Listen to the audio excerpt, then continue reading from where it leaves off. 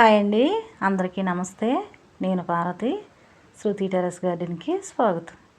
మన టెర్రస్ గార్డెన్లోకి మళ్ళీ ఇంకో కొన్ని కూరగాయలు అయితే వచ్చాయండి.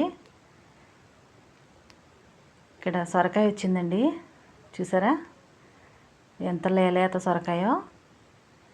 ఇలా లేతగా ఉన్నప్పుడే కోసుకోవాలండి మనం దీన్ని. ఇలా నూగు అనేది ఉండాలి ఈ సొరకాయకి, అప్పుడే టేస్ట్ బాగుంటుంది. 1 ఫీట్ సొరకాయ అండి. ఇక్కడ చూసారా ఈ పర్పుల్ బొబ్బరి చిక్కుళ్ళు ఇంతవరకు మనం వేసాం కదా, ఆ విత్తనాలు ఉంటే అప్పుడు వేసానండి. ఇది 1 ఫీట్ మాత్రమే ఎదిగే సొరకాయ అండి ఇది. ఇంకా ఎదుగుదల అనేది ఉండదు, కానీ కొంచెం లావు అయితే అవుతుంది. ఇంకా మనం ఇలా కోసుకుంటేనే కూర చేసుకున్నప్పుడు బాగుంటుంది. ఈ సైడ్ నుంచి మళ్ళీ తీగలు వచ్చి మళ్ళీ దీనికి ఇక్కడ ఒక పిండి కూడా వచ్చిందండి.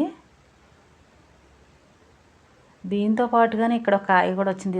రెండు కాయలు ఒకేసారి పండియి. కాకపోతే ఇది గిడసబారిపోయినట్టు అయిపోయింది. మరి ఎదుగుద్దో లేదో చూద్దాం, తర్వాత హార్వెస్ట్లోకి అయితే కొయ్యొచ్చు.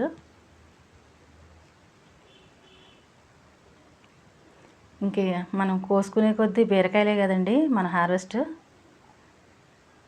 సేంద్రియ విధానంలో ఇంత మంచి కూరగాయలని మనం హార్వెస్ట్ చేసుకుంటున్నాము. పందిరి నిండా ఏలాడుతూ ఎంత అందంగా కనబడుతున్నాయి కదండి ఈ కూరగాయలన్నీ కూడా. ఈ తీగ జాతులకి కొద్దిగా సౌపాయం చేసుకుంటే చక్కగా ఇన్ని కూరగాయలు అయితే మనం హార్వెస్ట్ చేసుకోవచ్చు. వీటిని బూడిదలో అప్పుడు బూడిద కలిపి వేసి పెట్టానండి. బూడిద ఎక్కువ అందిందనమాట ఈ బీరకాయలకి బొబ్బరి చిక్కుళ్ళకి కూడా.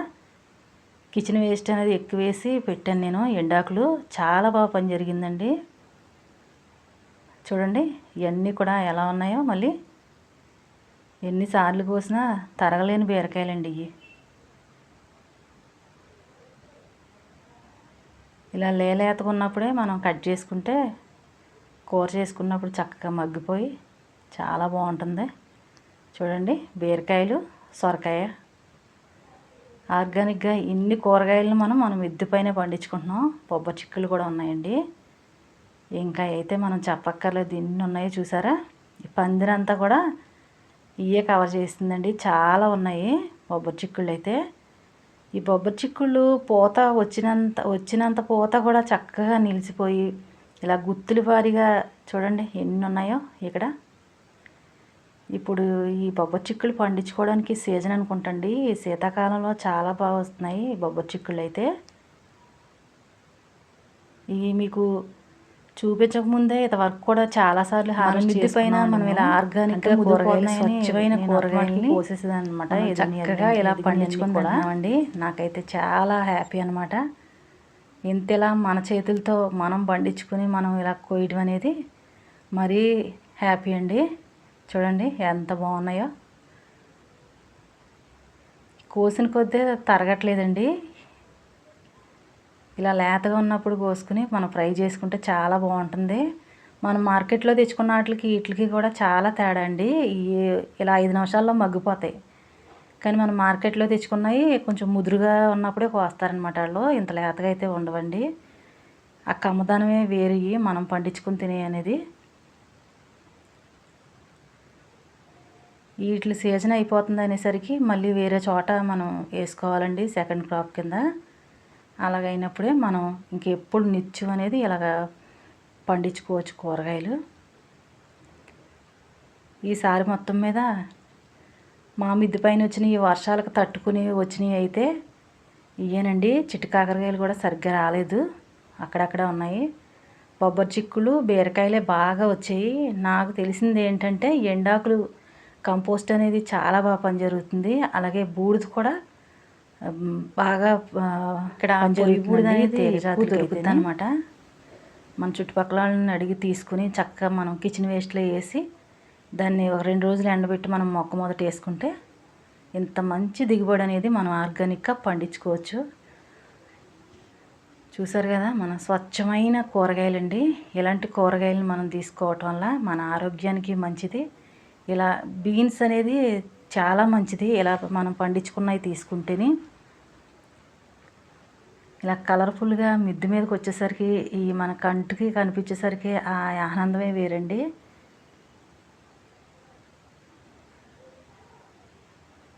ఇంక ఇవన్నీ కూడా చూసారు కదా పైన ఎలా ఉన్నాయో.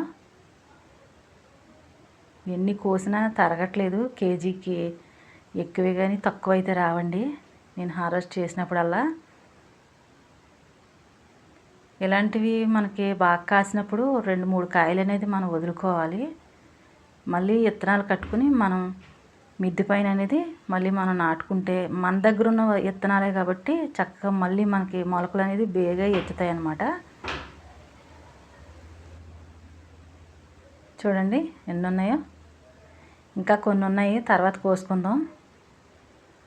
పెద్దవన్నీ కోస్తున్నాను, చిన్నవన్నీ తర్వాత మళ్ళీ చూసుకొద్దామండి.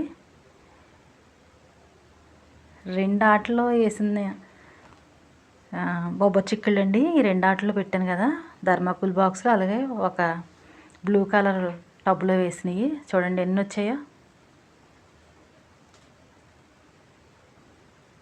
ఇక్కడ కూడా పర్పుల్ కలర్ బీన్స్ అయితే ఉన్నాయండి.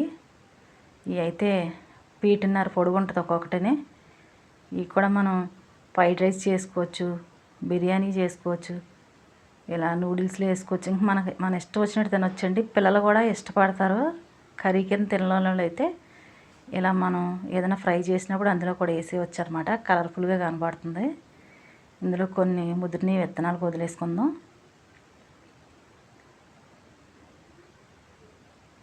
చిక్కుళ్ళు పండించుకోవడానికి ఇది శీతాకాలం అనుకూలమైన పంట అండి. చక్కగా పండించుకోవచ్చు. ఈ సంవత్సరం మొత్తానికి మరి కాస్తాయి అనుకుంటున్నాను నేను. మరి వేద్దాం, వేసి చూడవచ్చు. ఇక్కడ చూసారా మన కూరగాయలు, గుత్తి వంకాయ చెట్టు చూడండి ఎన్ని ఉన్నాయో కాయలు అయితే. ఇలా 2 గుత్తులుగా పడ్డాయండి కాయలు. గుత్తుకు 4-5 కాయలు ఉన్నాయి. ఈ చిన్న టబ్బులో చూడండి కాయలు ఎంత ఫ్రెష్గా ఉన్నాయో. మనం ఆర్గానిక్ వంకాయలండి ఇవి.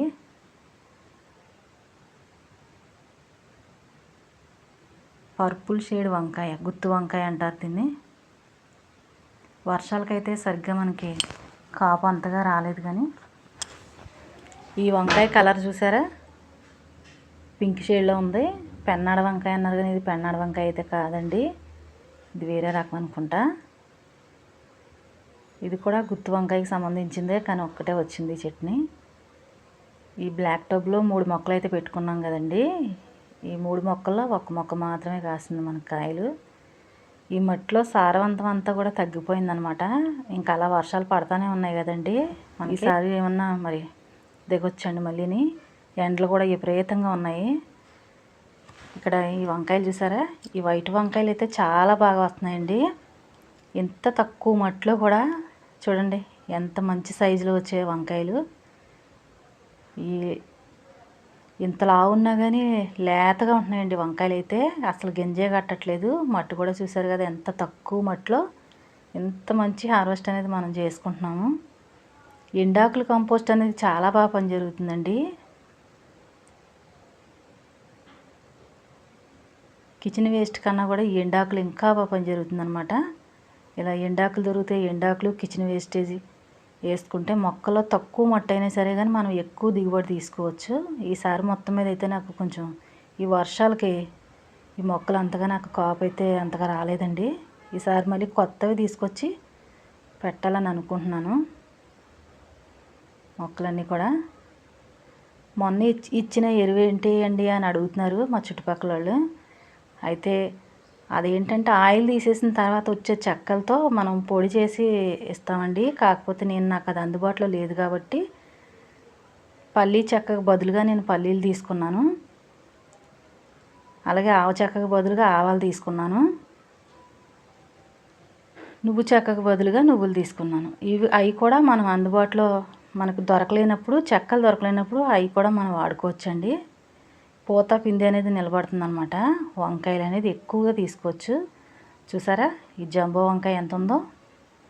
ఇంతలా ఉన్నా కానీ గింజ అనేది అస్సలు కట్టదండి. టేస్ట్ అయితే చాలా బాగుంటుంది. 3 రకాల వంకాయలు అయితే మనకు వచ్చాయి. మనం ఇచ్చిన ఎరువు ఈసారి అందుకుంటుంది. అలాగంటే వెంటనే మనకు పని చేయదండి. చూసారా మన హార్వెస్ట్ ఎన్ని రకాలు కోసుకున్నామో. ఈ వీడియో మీకు ఎలా అనిపించింది? నచ్చిందండి? నచ్చితే లైక్ చేయండి, కామెంట్ చేయండి. కొత్త వాళ్ళైతే సబ్స్క్రైబ్ చేసుకోండి.